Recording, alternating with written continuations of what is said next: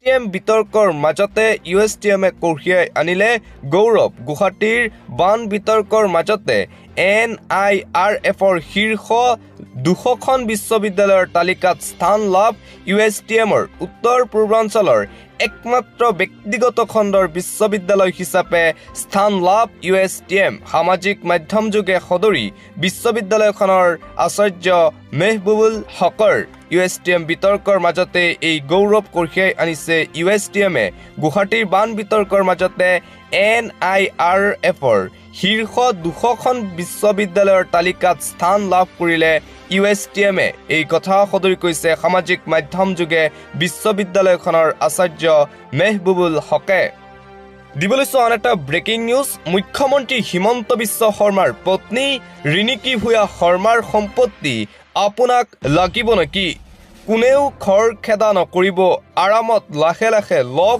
সম্পত্তি ৰিণিকী ভূঞা শৰ্মাৰ সম্পত্তি কোনকেইটা সম্পত্তি আপোনাক লাগিব ভয় নকৰিব কৈ যাওক কেইটামান সম্পত্তি চকুত লগাকৈ আছে খুজিব পাৰে দি দিব মুখ্যমন্ত্ৰী গৰাকীয়ে মুখ্যমন্ত্ৰী হিমন্ত বিশ্ব শৰ্মাৰ পত্নী ৰিণিকী ভূঞা শৰ্মাৰ সম্পত্তিৰ তালিকা শিৱসাগৰৰ বিধায়ক অখিল গগৈয়ে সামাজিক মাধ্যম যোগে সদৰি কৰিছে অখিল গগৈয়ে হিমন্ত বিশ্ব শৰ্মাৰ পত্নী ৰিণিকী ভূঞা শৰ্মাৰ সম্পত্তিৰ তালিকা প্ৰকাশ কৰা তালিকাখন এনেধৰণৰ নম্বৰ 1ত আছে news live channel time 8 portal Niyomiya Barta বাতৰি কাকত Rang channel Ramdhenu channel North East live channel Aaina আলোচনী কাঞ্চনজুৰি চাহ বাগিচা তিনিচুকীয়াৰ চানমাৰী বাগিচা সৰুপথাৰৰ ৰাধাকৃষ্ণ চাহ বাগিচা ইত্যাদি বাণী গ্ৰীণ ৰিজৰ্ট মেঘালয়ৰ ৰিজৰ্ট উৰিষ্যাৰ ৰিজৰ্ট বন্দা ইণ্টাৰনেশ্যনেল স্কুল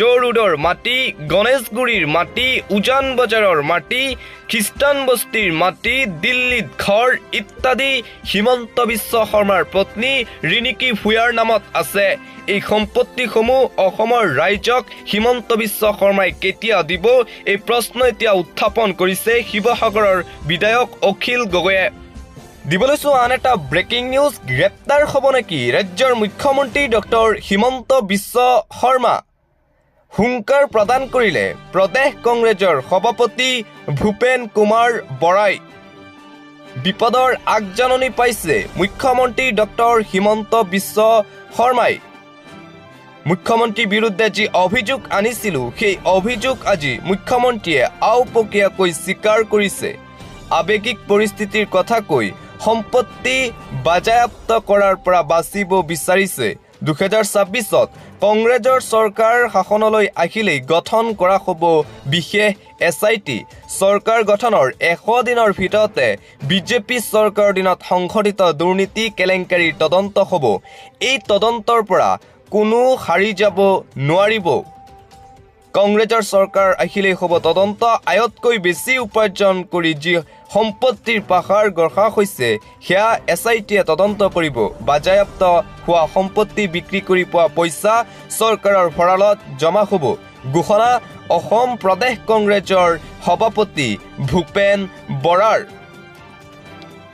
দিবলৈছো পৰৱৰ্তী খবৰ কোন বেছি হিন্দু ইয়োগী নে হিমন্ত বিশ্ব শৰ্মা বাংলাদেশী হিন্দুলৈ ইমান দৰত কিয় লক্ষ্য উপনিৰ্বাচন নে ভোট বেংক বাংলাদেশত হোৱা ভয়ংকৰ প্ৰতিবাদৰ ফলত নিৰ্যাতিত হোৱা হিন্দুক লৈ কোন বেছি চিন্তিত উত্তৰ প্ৰদেশৰ মুখ্যমন্ত্ৰী যোগী আদিত্যনাথ নে অসমৰ মুখ্যমন্ত্ৰী ডক্টৰ হিমন্ত বিশ্ব শৰ্মা এই দুয়োগৰাকী মুখ্যমন্ত্ৰীয়ে বাৰে বাৰে বাংলাদেশী হিন্দুক লৈ নিজৰ উদ্বিগ্নতা প্ৰকাশ কৰে সেই খেতিয়া প্ৰশ্ন উত্থাপন কৰিছে বাংলাদেশী হিন্দুক লৈ এই দুয়োগৰাকী মুখ্যমন্ত্ৰী ইমান দৰত কিয় ভোট বেংক নে উপনিৰ্বাচনৰ বাবে বাংলাদেশী হিন্দুক ভাৰতত আশ্ৰয় দিব খুজিছে মুখ্যমন্ত্ৰী দুয়োগৰাকীয়ে দিবলৈছো আন এটা অতিকৈ গুৰুত্বপূৰ্ণ খবৰ মিনি বাংলাদেশ হতাশা ডাকিবলৈ মুছলমানক টাৰ্গেট কৰিছে ৰাজ্যৰ মুখ্যমন্ত্ৰী হিমন্ত বিশ্ব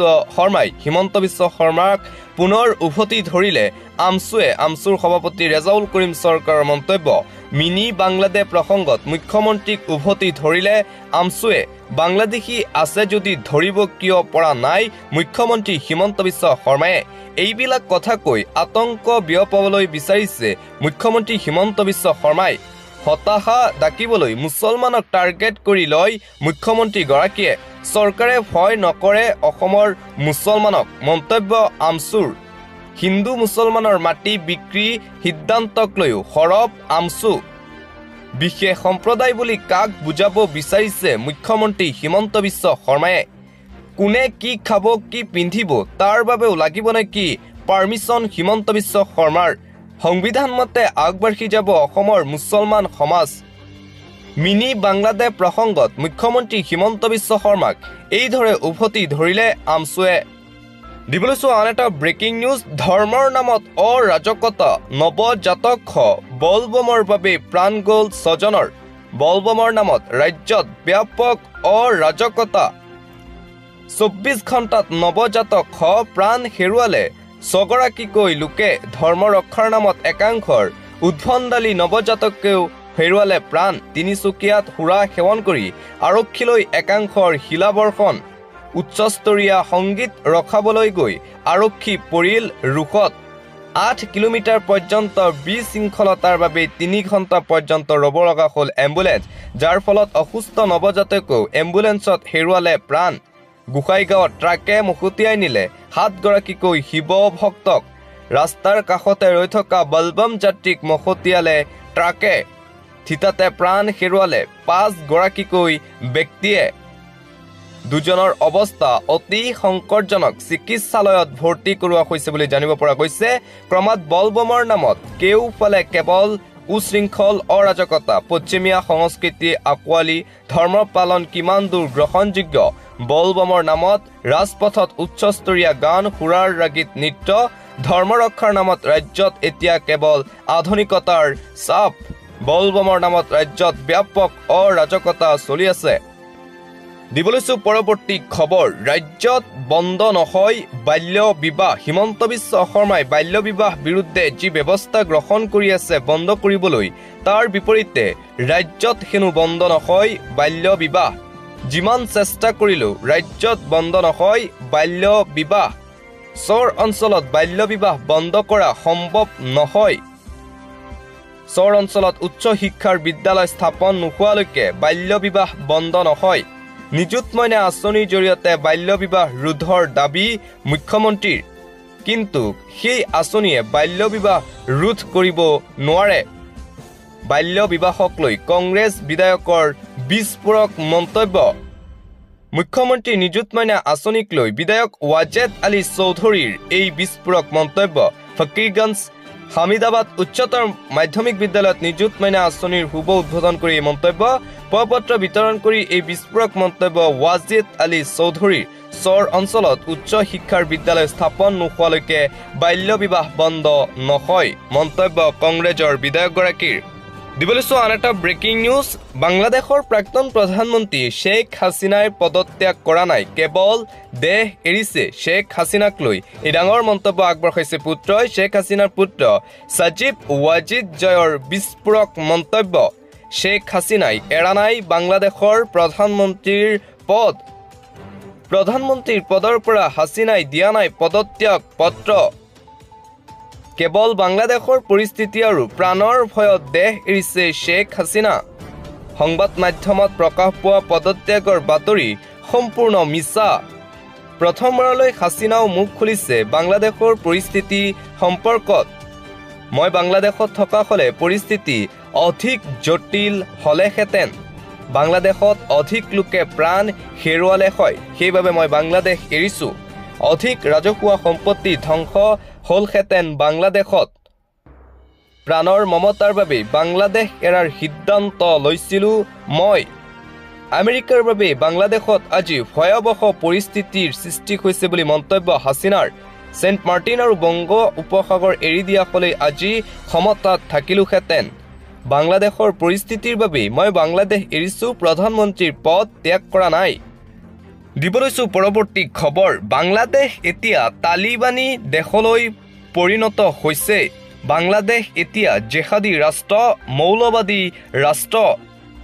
বাংলাদেশত থকা হিন্দু লোক অসুৰক্ষিত, এয়া এক চিন্তনীয় বিষয়। বাংলাদেশত যি ধৰণে নিৰ্মমভাৱে হত্যা হৈছে সেয়া অসম আন্দোলনতো হোৱা নাছিল।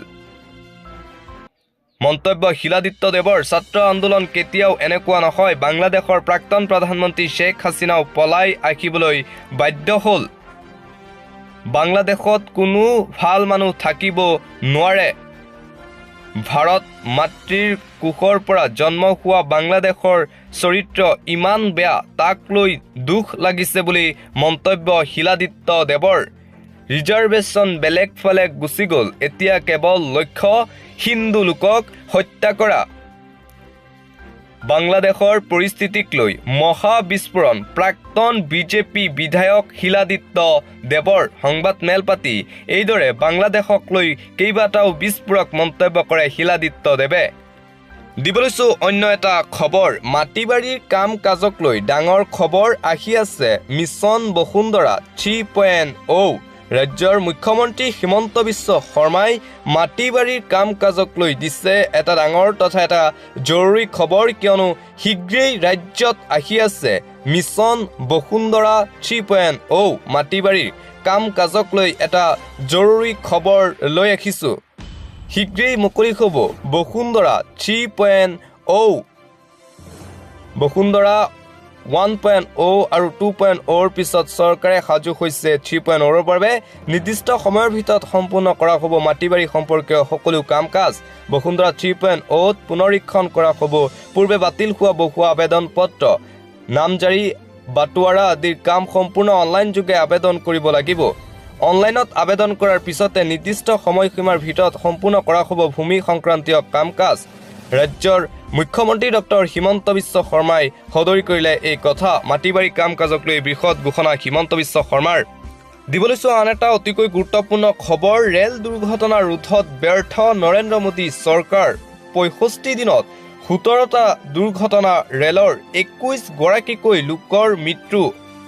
ৰেল দুৰ্ঘটনা ৰোধত সম্পূৰ্ণভাৱে ব্যৰ্থ মোদী চৰকাৰ। 3.0 মোদী চৰকাৰৰ 65 দিনত 17টাকৈ দুৰ্ঘটনা দেশত। সৰু বৰ 17টাকৈ দুৰ্ঘটনাত প্ৰাণ হেৰুৱালে 21 গৰাকীকৈ লোকে। 100ৰো অধিক লোক আঘাতপ্ৰাপ্ত হৈছে ৰেল দুৰ্ঘটনাত।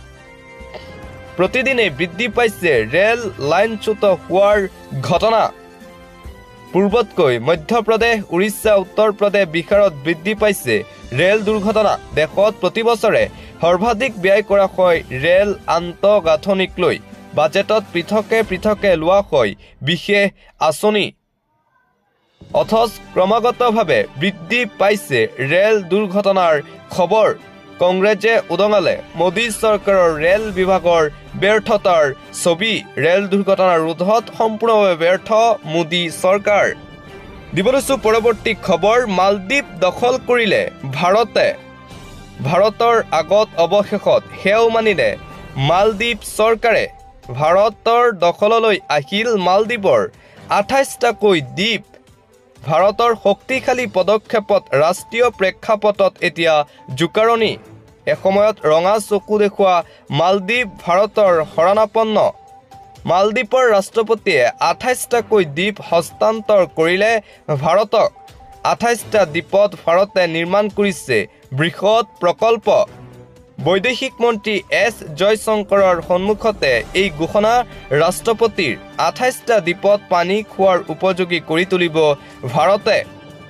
ভাৰতৰ সৈতে সম্পৰ্ক শক্তিশালী হৈছে বুলি ঘোষণা মহম্মদ মইজুৰ। চীন মালদ্বীপৰ শেহতীয়া সম্পৰ্কৰ সুযোগ ল'লে ভাৰতে। মালদ্বীপক পানী যোগান নধৰা চীনক আওকাণ কৰি ল'লে বৃহৎ সিদ্ধান্ত।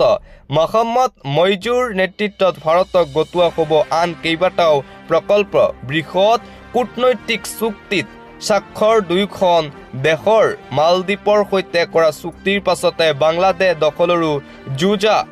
ৰাজনৈতিক মহলৰ মতে মালদ্বীপৰ দৰে অৱস্থা হ'ব বাংলাদেশৰ। অনাগত সময়ত ভাৰতৰ শৰণাপন্ন হ'ব লাগিব চুবুৰীয়া ৰাষ্ট্ৰ বাংলাদেশ। ভাৰতৰ আগত এইবাৰ সেও মানিলে মালদ্বীপ।